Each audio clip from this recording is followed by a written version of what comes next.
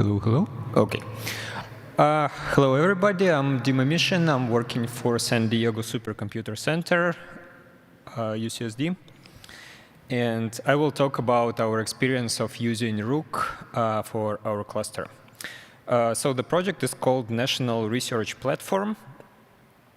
So I will describe what it is first. And National Research Platform is a collaboration of 70 plus educational institutions, mostly in US, some abroad. And the project started from just measuring the performance of scientific network links between universities. So there was a bunch of servers just sending 10 gig file once a day and measuring how fast it goes. Often 10 gig link was just performing at megabits, and some network engineers were fixing it. And eventually, we deployed Kubernetes just to automate this task. And this thing grew into a huge cluster providing compute resources to scientists eventually. The head node of the cluster is in San Diego Supercomputer Center. We provide compute resources for free to scientific projects funded by NSF mostly. And also, as I said, it's a testbed for wide area network experiments. So we can provide nodes to network engineers to run some experiments, send some test data and stuff like that. We call it potluck supercomputing. So if somebody has some decent hardware, but don't have money for admin, or it's a small institution somewhere, they can donate their node to our cluster. Basically, they tell us, hey, you can use our node. We have some good networking, and yeah, they just attach node to our cluster, and we like them more than the ones who don't do this. And but anybody can just jump on the cluster and run their experiments. Currently, we have 1,500 GPUs of different generations, so it's like a museum of NVIDIA technologies. We have ones from very ancient models to the most recent and beefy ones. There are 30,000 CPU cores in the cluster and 177 terabytes of RAM, and our cluster is growing by probably like from 1 to 10 nodes a month. So it's a constant growth, and we are joining new institutions, and existing institutions are also buying hardware and joining it to our cluster. This is the map of locations that we currently have in US. And we like to split it by region, just like Amazon does. So by time zone. So there is a west, mountain, central, and east regions, and then zone is the university. And users can just throw the job in the cluster and run wherever it appears to be, and scheduler decides it's a good, or they can choose the specific university, especially if they care about latency to the storage. They can choose like the region or zone for their workload. All the nodes are connected by 10 to 400 gigabit, and we require that all the locations have jumbo frames enabled to all other locations. So the whole cluster is connected with what's called Science DMZ, which means jumbo frame, 10 gig minimum, and no firewall. So they're sitting outside of the security perimeter of each university, and there are no closed ports, and firewall is not killing the performance. And that allows storage to work across the US. So you can actually mount West Coast storage from East Coast. It won't be fast, but it will work. And this is the global map. So additional to US nodes, we have nodes in Pacific region, Hawaii and Guam, There are a couple nodes in Korea. And for Europe, we have nodes in UK. I think there is Amsterdam and Czech Republic. So yeah, and there is a new node in Brazil that's probably like a week old. So Rook deployment, we had Rook on NRP since the beginning. It was just straightforward, just obvious choice for persistent storage. And if you think about how you can use Ceph from Kubernetes, you really have 4 choices. You use full integration with Rook, which means you install Rook and you let Rook control the whole Ceph stack. Most Ceph clusters we have in NRP are deployed like that. So Rook is fully provisioning Ceph on the nodes. Second choice is Rook provides external cluster mode, which means you're installing Ceph by hand, Ceph ADM or some other, and then you give Rook permissions to manage it. So there is a special script you run in your Ceph cluster. It outputs some variables. You give it to Rook, and they connect to each other. And it looks similar to when Rook provisions it, except you can still control it on the node. With full integration with Rook, also you have 2 choices. You can use overlay network in Kubernetes, or you can deploy directly on the nodes on the host network. Overlay network will slow down storage a lot. So we initially we had it on overlay. Now we switched to host network. But you can switch back and forth. Rook will provide that capability. Currently, we only have one Ceph cluster with in an external cluster mode with Rook. Third choice is you can manually install the CSI driver. No Rook, just CSI will directly access Ceph that you also put by hand. We don't use this mode. Before, Kubernetes had built-in driver. Now it's only, you have to install CSI to use Ceph if you don't use Rook.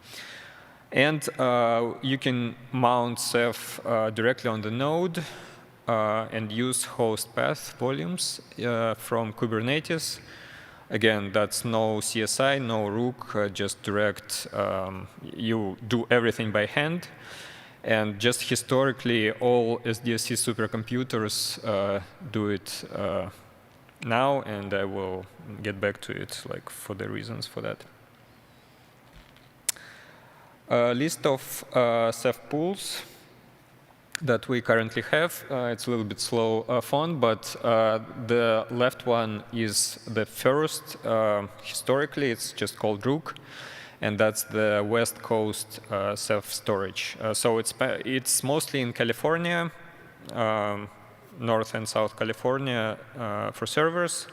The pool is almost 6 petabytes, and half is used already, 3.2 petabytes.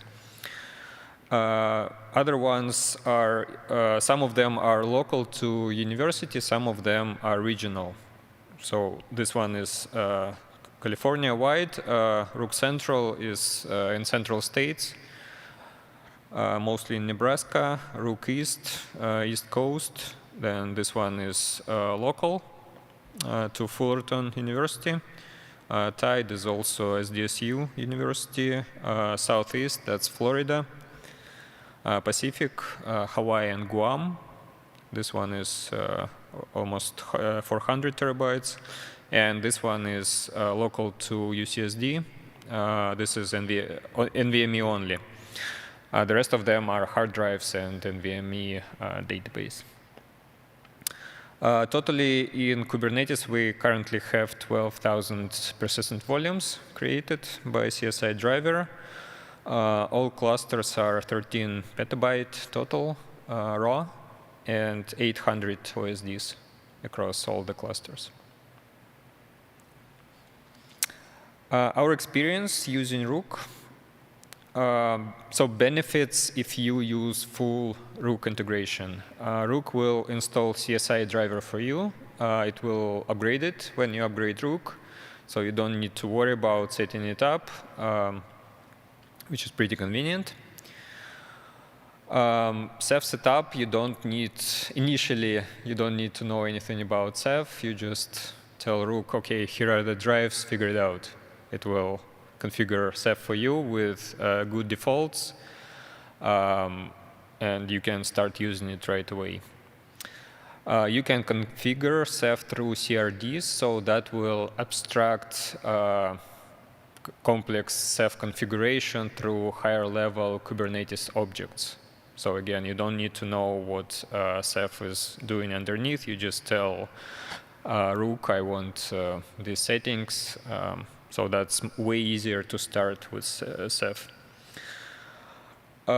Ceph components, if you are familiar with Kubernetes, if you manage Kubernetes all the time, it's much easier to access the components. So you don't need to SSH to nodes. You do everything through Kubernetes, and it's very convenient. You can exec into pods. You can scrape logs. So way faster. Resources management, again, Kubernetes will figure it out for you. If you need to find a place for your MDS, where is the free memory, like what node has resources, Kubernetes scheduler will do it for you. While kubeadm, you need to manually make it place your components. Cluster monitoring, again, if in Kubernetes, it's very easy to deploy Prometheus, do some scraping for logs, everything is done for you. External cluster mode. So if you deploy cluster by hand, again, if you are familiar with deploying Ceph more than with Kubernetes, you might do it this way. And clusters are all independent. So Rook operator will, and this is our case, that we have multiple clusters. So I will talk about our case. As far as I know, we are the biggest Rook installation so far. Normally, people deploy one, maximum two Ceph clusters in one Kubernetes, not 8 clusters like we do. But if you do have multiple Ceph clusters under control of Rook, one cluster can, problems in one cluster can affect others just because operator tries to process them sequentially. And so if you have one cluster broken, operator can get unhappy, try to process that cluster, and other one, you can't even upgrade until you resolve those problems. Also, if you have issues in your Kubernetes cluster, if you deploy it through Rook, it won't be accessible. If you deploy it by hand on the nodes, you always have access to it. You can blow out, you can nuke your Kubernetes cluster, you still have your Ceph and all your data. So if Rook is controlling it for you, you need to fix your Kubernetes, then you have your data back in Ceph.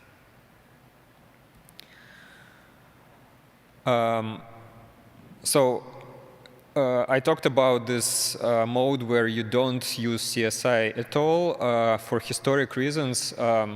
So in San Diego Supercomputer, there are several HPC installations under Slurm and Lustre, and the admins group is more familiar with this mode when they just mount the whole file system and folders belong to users. They use permissions on the file system level for users. It's just the way it was deployed historically, and when they switched from Lustre to, not switched, added Ceph to Lustre, they just went with this familiar mode. And so currently we have several Kubernetes cluster in Supercomputer Center deployed with this mode, so it's just a subfolder and accessible by host path from Kubernetes. Again, the benefit is that you can use external user permissions on such a file system. Challenges we faced using Rook. Again, it's our case. We have large multiple clusters in single Kubernetes. And biggest issue is that there is no independent management for the clusters. So if you break one cluster, you need to really fix it, because you cannot manage other clusters until you fix this one, especially for upgrades. There is a long-standing issue for using database on NVMe. You cannot, so if your drive breaks, you need to drain the whole node, delete it, replace the drive, add the node back again. If you just try to swap the hard drive, it will not work. Just because the way Rook is placing and managing NVMe for database. Also, you cannot use multiple NVMEs for database. You need to use one giant NVMe. That's how we do it. There is a trick to make it work in that issue I'm mentioning, but it's not trivial. I haven't tried it. We just use bigger NVMEs for now, but that's another thing to consider if you want to use Rook. We had huge scalability issues, which were luckily fixed last year. So Rook operator was trying to read config map for every node in the cluster in parallel. We have 500 nodes in the cluster. Rook operator was doing 1,000 requests to Kube API in a second. It was rate limited and couldn't do anything for a couple minutes after. Now it's resolved, but we were hitting it for a while. And in general, making config changes through Rook operator depends on the cluster size because it goes sequentially through every single OSD in the cluster. So if it's processing one, then you change config in another. Sometimes it's like taking half an hour until it gets to your other cluster. So upgrade procedure. If you have multiple clusters, there is a YAML provided for that, but I think it's just for another, like for the case of two Ceph clusters. If you have multiple, there is some manual work to do before you can upgrade operator. But other than that, we were successfully using it for I think 8 years now. So yeah. So conclusion, Rook is great if you have a smaller setup, like if you deploy a Kubernetes cluster in the cloud, you want just to get a quick storage, it's great. It will use your drives and you get Ceph right away without any manual setup. If you have large clusters, and especially if you have multiple large clusters, in your Kubernetes, you need to consider those issues before you use it. Thank you. I think we have a couple minutes for questions, if there are any.